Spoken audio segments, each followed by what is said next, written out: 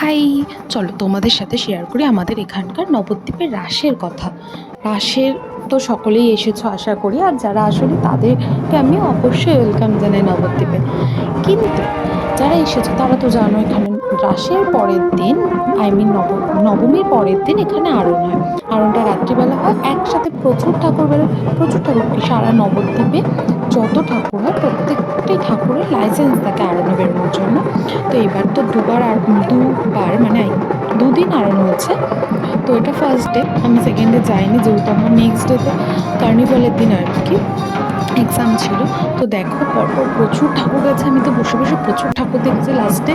আর video করার মতন ইচ্ছেও ছিল না, যেহেতু মানে এত ঠাকুর দেখবো। আমি বসে বসে ঘুমিয়ে পড়ছিলাম, প্রায় রাত্রি 12টার সময় বাড়ি এসেছি। তারপরে দেখো এখানে একটু বাজনা বাজছিল। বাজনা কি মানে সারাদিনই আমাদের এখানে রাসে গম গম গম গম করে চারিদিকটা। এটা আমাদের পাড়ার ভারত মাতা ঠাকুর ছিল। তো লাস্ট ওই ভারত মাতা ঠাকুরটাকে দেখে আমরা বেরিয়ে চলে এসেছিলাম, যেহেতু অনেকটা রাত হয়ে যাচ্ছিল। বাই।